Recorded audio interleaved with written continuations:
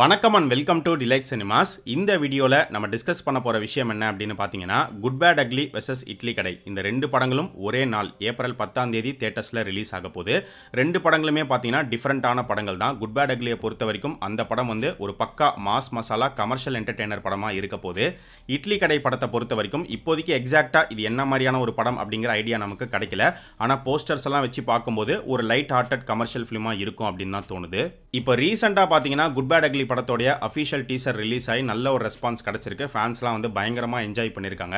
இந்த மாதிரி ஒரு படத்தை இந்த மாதிரி தான் ஏகேவை நாங்கள் பார்க்கணும்னு நினச்சோம், இத்தனை நாள் இதை தான் மிஸ் பண்ணோம், இதை வந்து ஆதிக்கு வந்து கிரியேட் பண்ணியிருக்காரு, ஸோ இந்த படத்துக்காக வெயிட் பண்ணுறோம் அப்படின்னு சொல்லி பயங்கரமாக வந்து எக்ஸைட்மெண்ட்டில் பேசிட்டு வராங்க, பயங்கரமாக செலிப்ரேட் பண்ணுறாங்க. இதெல்லாம் ஒரு பக்கம் இருந்தாலும் இன்னொரு பக்கம் ஃபேன்ஸில் கண்டிப்பாக எல்லாரையும் குறை சொல்லிட முடியாது. ஒரு சில பேர் பார்த்தீங்கன்னா கொஞ்சம் எக்ஸ்ட்ரீமாக பிஹேவ் பண்ணுறாங்களோ, கொஞ்சம் டாக்ஸிக்காக பண்ணுற மாதிரி தான் வந்து இருக்குது. குட் பேட் அக்லியை செலிப்ரேட் பண்ணுறது அப்படிங்கிறத தாண்டி குட் பேட் அக்லி கூட ரிலீஸ் ஆக போகிற இன்னொரு படமான இட்லி கடையை போட்டு டேமேஜ் பண்ணணும் அப்படிங்கிற அவசியமே கிடையாது. ஆனால் ஒரு சில பேர் வந்து பார்த்தீங்கன்னா என்ன சொல்லிட்டு வராங்க அப்படின்னா, இட்லி கடை வந்து இருக்கக்கூடாது, கடையை வந்து அடித்து நொறுக்கிடுவோம், கடையை காலி பண்ணிவிடுங்க, இட்லி குண்டாலாம் வந்து பறக்க போகுது அப்படின்லாம் சொல்லி பேசிகிட்டு இருக்காங்க. அதே மாதிரி இப்போ ஒரு வீடியோ கிளிப் கூட சோஷியல் மீடியாவில் வைரல் ஆகிட்டு இருக்கு, எல்லாரும் பார்த்துருப்பீங்க அப்படின்னு நினைக்கிறேன். இட்லி குண்டானை வந்து பாட கட்டி கொண்டு போகிற மாதிரிலாம் சில ஃபேன்ஸ் வந்து பண்ணிட்டு இருந்தாங்க. இந்த அளவுக்கு போய் பண்ணணுமா அப்படிங்கிற ஒரு கேள்வி தான் வந்து கேட்கப்படுது. ஏன்னா இதை பார்க்குற ஆடியன்ஸ் நிறைய பேர் சோஷியல் மீடியாவில் என்ன சொல்லிட்டு வராங்க அப்படின்னு பார்த்தீங்கன்னா, இதனால தான் ஏகே வந்து அவருடைய ரசிகர் மன்றத்தை கலைச்சிட்டாரு, இதனால தான் ஏகே வந்து அவருடைய ஃபேன்ஸை பார்க்க விரும்புறதே கிடையாது, இந்த மாதிரி ஒரு சில ஏகே ஃபேன்ஸ் வந்து டாக்ஸிக்காக பிஹேவ் பண்ணுறது வந்து மொத்த ஏகே ஃபேன்ஸ்க்குமே ஒரு கெட்ட பேரை வந்து உண்டாக்குது. ஸோ இந்த மாதிரிலாம் பண்ணாதீங்க அப்படின்னு சொல்லி இதுக்கான ரெஸ்பான்ஸ் அண்ட் கமெண்ட்ஸை வந்து சோஷியல் மீடியாவில் நம்மளால் பார்க்க முடியுது. ஒரே நாளில் ரெண்டு படங்கள் வருது, ஏகேவுடைய படம் வருது, தனுஷோடைய படம் வருது. உங்களால் முடிஞ்சால் ரெண்டு படத்தையும் போய் பாருங்கள், இல்லை உங்களுக்கு எந்த படம் பிடிச்சிருக்கோ அந்த படத்தை போய் பாருங்கள். ஆனால் எங்கள் ஹீரோ படம் வர அன்னைக்கு வேறு எந்த படமுமே வரக்கூடாது அப்படின்னு நினைக்கிறது வந்து ஒரு ஹெல்த்தியான ஒரு விஷயம் கிடையாது. ஏகே சொன்ன ஒரு முக்கியமான விஷயம், வாழ விடு. ஆனால் அது ஒரு சில பேருக்கு சரியாக போய் சேரலையா, இல்லை அவங்க அதை அக்செப்ட் பண்ணிக்கலையா என்ன அப்படிங்கிறது தெரியல. அண்ட் பொதுவாகவே நீங்கள் பார்த்தீங்கன்னா இப்போ ஒரு பெரிய ஹீரோடைய படம் ரிலீஸ் ஆகுதுன்னா கூட வேறு எந்த ஒரு படமும் வரவே கூடாது, அதை மீறி வருதுன்னா இவங்க வந்து மோதுறாங்க, கிளாஷ் விடுறாங்க அப்படின்னு பார்க்குற ஒரு மனப்பான்மை வந்து நிறைய பேர்கிட்ட இருக்குது. நான் இதை ஏகே ஃபேன்ஸை மட்டும் சொல்லலை, மறுபடியும் தெளிவாக புரிஞ்சுக்கோங்க, நிறைய பேர்கிட்ட இருக்குது. ஏன் ப்ரெஸ் பீப்புளே நீங்கள் எடுத்துக்கிட்டிங்கன்னா அவங்களே கேள்வி கேட்கும் போது எப்படி கேட்பாங்கன்னா, இந்த பெரிய ஹீரோ படத்து கூட உங்கள் படத்தை இறக்குறீங்களே, அவர் கூட மோதுறீங்களா, கிளாஷ் விடுறீங்களா அப்படின்னு தான் வந்து கேள்வி கேட்பாங்க. அப்படி தான் வந்து கேட்டிருக்காங்க, நம்ம அதெல்லாம் வந்து பார்த்துருக்கோம். ஒரே நாளில் ரெண்டு படங்கள் ரிலீஸ் ஆகுதுன்னா அது கிளாஷ் தான் அப்படின்லாம் எடுத்துக்க முடியாது. ஆக்சுவலாக இப்போ வந்து எண்ணிக்கை ரொம்பவே குறைஞ்சிருச்சு. ஒரு டைம்லலாம் வந்து பார்த்தீங்கன்னா தீபாவளி பொங்கலுக்குலாம் 5 படம் 7 படம்லாம் வந்து ரிலீஸ் ஆயிருக்கு. இப்போ பார்த்தீங்கன்னா ஒரு பெரிய படம் வருதுன்னா கூட ஏதாவது ஒரு படம் வரும், இல்லை எந்த ஒரு படமும் வராது, அந்த ஒரே பெரிய படம் தான் ஓடிக்கிட்டு இருக்கும். இப்போ ரொம்ப வந்து கம்மி பண்ணிட்டாங்க.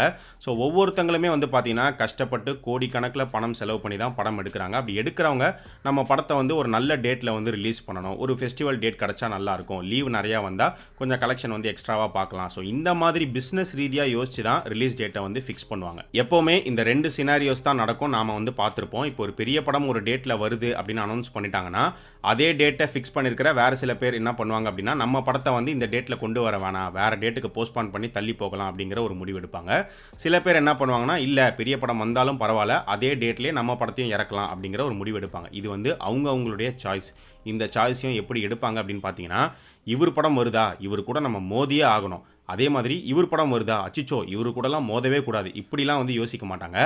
நாம் என்ன மாதிரியான ஒரு படம் எடுத்திருக்கோம், நம்ம படத்தோடைய பட்ஜெட் என்ன, நம்ம படம் மேலே இருக்கிற கான்ஃபிடன்ஸ், நம்ம படம் இந்த பெரிய ஹீரோ படத்து கூட வந்தால் ஓடுமா ஓடாதா, கண்டிப்பாக ஸ்க்ரீன் கவுண்ட் வந்து கம்மியாகும், ஸோ இத்தனை ஷோஸ் தான் நம்ம படத்துக்கு கிடைக்கும், இது நம்ம படத்துக்கு போதுமா லாபம் எடுக்கிறதுக்கு, இவ்வளோ விஷயங்களை வந்து பார்த்து தான் ஒரு படத்தை தள்ளி போடுறதோ இல்லை சொன்ன டேட்டில் வரதோ இதெல்லாம் வந்து முடிவு பண்ணுவாங்க. இதில் இந்த ஸ்க்ரீன் கவுண்ட் ஷோஸ் பிரித்து கொடுக்கறதுல சில ப்ராப்ளமும் வந்து கிரியேட் ஆயிருக்கு. சில சின்ன படங்கள் பெரிய படம் வந்தாலும் பரவாயில்ல நம்ம படத்தை கொண்டு வரலாம் அப்படின்னு அவங்க நினச்சாலுமே அது கொண்டு வர முடியாத சூழல் வந்து இருக்குது அப்படிங்கிற மாதிரி சில கம்ப்ளைண்ட்ஸ்லாமே வந்து நம்ம பார்த்துருக்கோம். என்ன கம்ப்ளைண்ட்ஸ் அப்படின்னு பார்த்தீங்கன்னா, தியேட்டர்ஸ் வந்து ப்ராப்பராக ஸ்க்ரீன் கவுண்ட்டை வந்து பிரித்து கொடுக்க மாட்டாங்க. அதாவது ஈக்குவல் ஸ்க்ரீன்ஸ் கண்டிப்பாக சின்ன படங்கள் கேட்க போகிறது கிடையாது, ஆனால் எங்களுக்குன்னு ஒரு மினிமம் ஸ்க்ரீன் கொடுங்க அப்படின்னா அதுவுமே வந்து கிடைக்க மாட்டேங்குது, ரொம்ப கம்மியாக தான் வந்து கொடுக்குறாங்க. ஷோஸ் வந்து ப்ராப்பராகவே கிடைக்க மாட்டேங்குது. இப்போ ஷோஸை பொறுத்த வரைக்கும் ஈவினிங் ஷோ கண்டிப்பாக எதிர்பார்ப்பாங்க, ஒரு ஷோ வந்து கொடுக்குறீங்கன்னா அது ஈவினிங் ஷோவாக கொடுங்க அப்படின்னு. ஆனால் ஈவினிங் ஷோ கொடுக்க மாட்டேன், உங்களுக்கு வந்து மேட்னி தான் வந்து கொடுப்பேன், இந்த மாதிரி அன்ஈவனாக ஷோஸ் கொடுக்கறது, இந்த மாதிரி ஒரு சில இஷ்யூஸ் நியூஸ்னாலேயே நிறைய பேர் பார்த்தீங்கன்னா, இப்படி நம்ம படத்த கொண்டு வந்து ரிலீஸ் பண்றதுக்கு கொஞ்ச நாள் பொறுமையா வெயிட் பண்ணி, வேற ஒரு டேட்ல படத்த கொண்டு வந்துரலாம் அப்படிங்கிற முடிவெடுத்த கதையெல்லாம் வந்து இருக்கு. இது நான் சொல்றது வந்து ரொம்ப ரொம்ப சின்ன படங்களுக்கு. இப்ப தனுஷ் மாரியான ஹீரோ எடுத்துக்கிட்டோம் அப்படின்னா, அவர் வந்து சின்ன ஹீரோ கிடையாது. ஒரு பெரிய ஹீரோ தான். Well known hero. அவருக்குன்னு ஒரு பெரிய ஃபேன் பேஸ் இருக்கு. என்னதான் அவரை விட ஒரு பெரிய ஹீரோ படம் கூட வந்தாலுமே, அவருக்குன்னு ஒரு ஸ்க்ரீன் கவுண்ட்ட வந்து பிரிச்சு வாங்கிருவாங்க. டீசென்ட்டான ஒரு ஸ்க்ரீன் கவுண்ட் ஷோஸ் வந்து குடுக்கப்படும். கண்டிப்பா ஈக்குவலா இருக்காது. ஆனா அதுக்குன்னு ரொம்ப மோசமாவும் குடுத்துற மாட்டாங்க. குட் பேட் அக்லி இட்லி கடை படங்களை பொறுத்த வரைக்கும் ஃபர்ஸ்ட் ஏப்ரல் 10th ரிலீஸை லாக் பண்ணது இட்லி கடை மூவி டீம் தான். குட் பேட் அக்லி கிடையாது. இட்லி கடை வந்து எப்போவோ வந்து சொல்லிட்டாங்க ஏப்ரல் 10 நாங்கள் வரோன்னு. அதுக்கப்புறம் ரொம்ப நாளுக்கு அப்புறமா தான் good bad ugly movie team வந்து நாங்களும் அதே டேட்டில் வரோம் அப்படிங்கிற மாதிரி போஸ்டர் ரிலீஸ் பண்ணி கன்ஃபார்ம் பண்ணாங்க. இதுக்கெல்லாம் காரணம் யார் அப்படின்னு பார்த்தீங்கன்னா விடாமுயற்சி தான். விடாமுயற்சியோடைய குளறுபடியால் பல பிரச்சனைகள் வந்து ஏற்பட்டிருக்கு. ஏன்னா விடாமுயற்சி வந்து போன வருஷமே ரிலீஸ் ஆக வேண்டிய ஒரு படம். குட் பேட் அக்லி வந்து உங்களுக்கே தெரியும். படத்தை அனௌன்ஸ் பண்ணும் போதே 2025 பொங்கல் அப்படின்னு போட்டு தான் அனௌன்ஸ் பண்ணாங்க. இந்த வருஷம் பொங்கலுக்கு குட் பேட் அக்லி வந்திருக்கணும். குட் பேட் அக்லி தள்ளி வந்ததுக்கும் சரி, பல படங்கள் தள்ளி போனதுக்கும் ஒரு பெரிய காரணமாக விடாமுயற்சி வந்து இருக்குது. விடாமுயற்சியால் நடந்த ஒரு நல்ல விஷயம் என்ன அப்படின்னு பார்த்தீங்கன்னா, ரொம்ப வருஷமாக பெட்டியில் தூங்கிட்டு இருந்த மதகஜராஜாவை எடுத்து வெளியில் விட்டு அந்த படம் வந்து ஒரு நல்ல கலெக்ஷன், நல்ல ஒரு சக்ஸஸை வந்து கிரியேட் பண்ணிடுச்சு.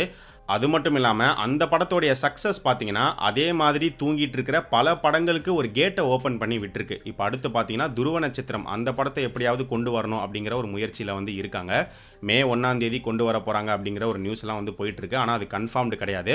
பட் சீக்கிரமாக இந்த மாதிரி ஒவ்வொரு படத்தை எடுத்து ரிலீஸ் பண்ணாங்கன்னா நல்லா தான் இருக்கும். ஸோ விடாமுயற்சி படத்துக்கு நிறைய தடங்கள், நிறைய சொதப்பல், ஒரு பெரிய ஃபெஸ்டிவல் ரிலீஸை வந்து அவங்க மிஸ் பண்ணிட்டாங்க. ஆனால் குட் பேட் அக்லி அப்படி இல்லை. குட் பேட் அக்லி படத்துக்கு ஆரம்பத்திலேருந்தே பார்த்தீங்கன்னா ஒரு பாசிட்டிவ் வைப் ஒன்று இருக்குது. இப்போ அவங்க வந்து ஃபெஸ்டிவல் ரிலீஸை முன்னிட்டு தான் படத்தை கொண்டு வராங்க. ஸோ குட் பேட் அக்லி நல்லா போச்சுன்னா செம்மையாக இருக்கும். அதே மாதிரி தான் இட்லி கடை படமும் அவங்களும் பார்த்தீங்கன்னா ஃபெஸ்டிவல் அன்னைக்கு வந்தால் நல்லாயிருக்கும் அப்படின்னு சொல்லி தான் அவங்களும் ஏப்ரல் 10 கொண்டு வராங்க.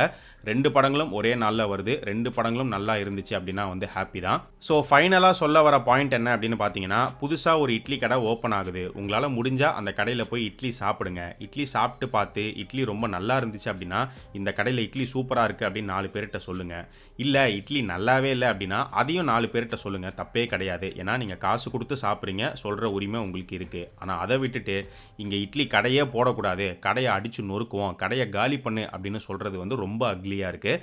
ஸோ இது வந்து தேவையில்லை அப்படின்னு தான் தோணுது. இந்த மாதிரியான செயல்கள் வந்து பார்த்தீங்கன்னா தேவையில்லாத ஒரு ஃபேன் ஃபைட்டை வந்து கிரியேட் பண்ணுது. இது இந்த 2 படங்களுக்குன்னு இல்லை, பொதுவாகவே 2 ஹீரோஸோடைய படம் ஒன்றா வருது அப்படின்னாலே ஃபேன்ஸ் பார்த்தீங்கன்னா மாற்றி மாற்றி வந்து சண்டை போட்டுப்பாங்க. அப்படி தான் வந்து இப்பயும் நடந்துட்டுருக்கு. ஸோ நீங்கள் இதை பற்றி என்ன நினைக்கிறீங்க? உங்களுடைய ஒப்பீனியன் என்ன அப்படிங்கிறத மறக்காமல் இந்த வீடியோவுடைய கமெண்ட் செக்ஷனில் சொல்லுங்கள்.